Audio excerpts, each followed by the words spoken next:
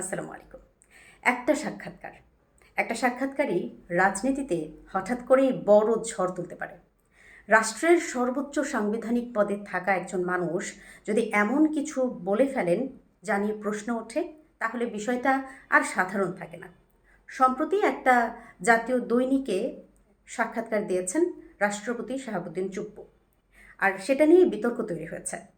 বাংলাদেশ জামায়াতে ইসলামী অভিযোগ তুলেছে, রাষ্ট্রপতি মোহাম্মদ শাহাবুদ্দিন রাষ্ট্রের গুরুত্বপূর্ণ এবং স্পর্শকাতর বিষয় প্রকাশ্যে এনে তার শপথ ভঙ্গ করেছেন।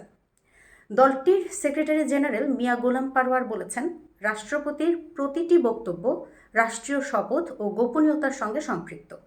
তার দাবি, অভ্যন্তরীণ ও গোপন বিষয় জনসম্মুখে আনা আমানত রক্ষায় ব্যর্থতার প্রমাণ দেয়, অর্থাৎ আমানতের খেয়ানত বলতে পারেন। তাদের ভাষায় এই ধরনের বক্তব্য সংবিধান এবং সাংবিধানিক ধারাবাহিকতা নিয়ে নতুন করে অনিশ্চয়তা তৈরি করেছে। এখন প্রশ্ন হচ্ছে, রাষ্ট্রীয় গোপনীয়তার সীমাটা কোথায়? কোন তথ্য জনস্বার্থে বলা যায় আর কোনটা বলা যায় না? স্বচ্ছতার নামে সব কিছুই কি বলা উচিত? উত্তরটা সহজ না। স্বচ্ছতা মানেই জবাবদিহিতা, কিন্তু রাষ্ট্রের নিরাপত্তা, কূটনৈতিক সম্পর্ক বা সংবেদনশীল প্রশাসনিক বিষয় থাকলে সব তথ্য প্রকাশ করা যায় না, ঝুঁকিপূর্ণ হতে পারে।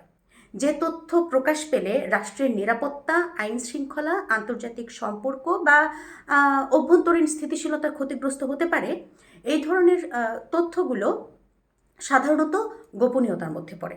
আবার নীতিগত সিদ্ধান্ত, জনগণের জীবনে প্রভাব ফেলে এমন বিষয়, এগুলো ব্যাখ্যা করা উচিত, কারণ জনগণের জানার অধিকার আছে। এবার আসুন আমরা একটু জেনে নিই সাক্ষাৎকারে তিনি কি এমন বলেছিলেন যার জন্য এই বিতর্ক সৃষ্টি হয়েছে।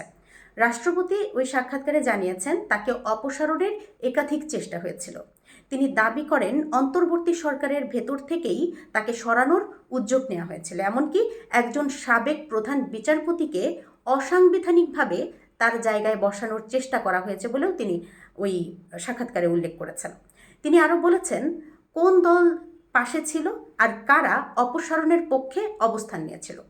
তাছাড়া তার বিদেশ সফর আটকে দেয়া, বিদেশে রাষ্ট্রপতির ছবি নামিয়ে ফেলা, প্রেস উইং প্রত্যাহার, এসব অভ্যন্তরীণ সিদ্ধান্তের কথাও তিনি প্রকাশ্যে আনেন।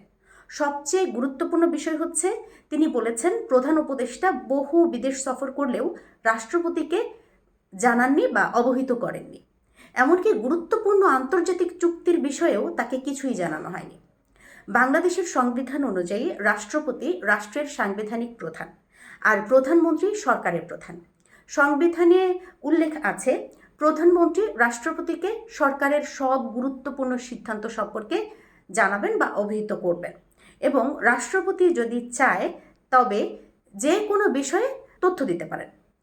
যদি বিদেশ সফরে রাষ্ট্রীয় চুক্তি, সমঝোতা স্মারক, কৌশলগত সমঝোতা বা গুরুত্বপূর্ণ নীতিগত সিদ্ধান্ত হয়, তাহলে সেগুলো সরকারি সিদ্ধান্তের মধ্যেই পড়ে। সেক্ষেত্রে সংবিধান অনুযায়ী রাষ্ট্রপতিকে অবহিত করা প্রধানমন্ত্রীর সাংবিধানিক দায়িত্বের মধ্যে পড়ে, যেটা ইউনূস সরকার করেনি। এখন প্রশ্নটা আরও স্পষ্ট, এগুলো কি ব্যক্তিগত অভিজ্ঞতার বর্ণনা নাকি রাষ্ট্রীয় গোপনীয়তার সীমা লঙ্ঘন? একজন রাষ্ট্রপতির বক্তব্য শুধু ব্যক্তিগত না, রাষ্ট্রের অবস্থান হিসেবেও বিবেচিত হয়। তাহলে জামায়াতের যে দাবি, এটা কতটা যৌক্তিক? এটা কি সত্যি শপথ ভঙ্গ হয়েছে রাষ্ট্রপতির, নাকি রাজনৈতিক অবস্থান থেকে দেয়া ব্যাখ্যা শুধু? সেই বিষয়টা অবশ্যই আপনি জানাবেন কমেন্টে। আপনি এই বিষয়ে কী মনে করছেন, কী ভাবছেন, অবশ্যই জানাবেন। তার পাশাপাশি আরও একটা বিষয় জানাই রাখছি, আরও একটা উত্তপ্ত দাবি এসেছে এনসিপি থেকে। জাতীয় নাগরিক পার্টি এনসিপির রাষ্ট্রপতি মোহাম্মদ শাহাবুদ্দিনকে অভিশংসন করে গ্রেপ্তারের দাবি তুলেছেন। এনসিপির আহ্বায়ক এবং বিরোধী দলীয় চিফ হুইপ, এখন তিনি হচ্ছেন মোহাম্মদ নাহিদ ইসলাম।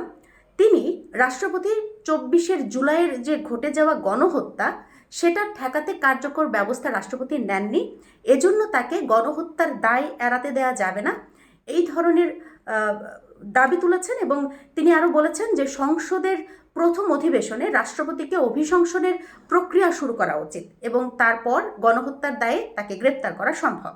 এই বিষয়টা কিন্তু সত্যিই জটিল। রাষ্ট্রপতির ভূমিকা মূলত সংবিধান অনুযায়ী কার্যকর হয়।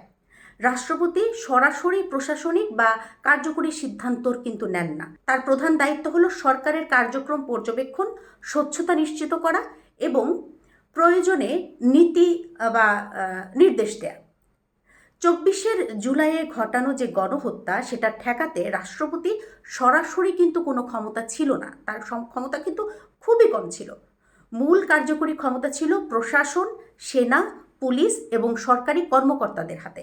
যদি তিনি তখন কোনো নীতিগত সতর্কবার্তা দেন বা প্রধানমন্ত্রীর সঙ্গে অবিলম্বে পদক্ষেপের জন্য যদি আলোচনা করতেন, তাহলে হয়তো পরিস্থিতি কিছুটা বদলালেও যেতেও পারত। যদিও সেটা আদৌ প্রধানমন্ত্রী মানতেন কিনা সেটাও কিন্তু একটা প্রশ্ন থেকেই যাচ্ছে। তবে বলা যাবে না যে তিনি এককভাবে সেই পরিস্থিতি থামাতে পারতেন। তাই গণহত্যার দায় সরাসরি তার উপর চাপানোটাও ন্যায্য হবে কিনা সেই বিষয়টাও কিন্তু বিতর্কিত। অর্থাৎ এই মুহূর্তে তিনি একটা বড় জটিল পরিস্থিতির মুখোমুখি। তা আপনি কি জামাত এবং এনসিপির এইসব দাবির সঙ্গে একমত পোষণ করছেন নাকি ভিন্ন মত? কমেন্টে জানাবেন। ধন্যবাদ।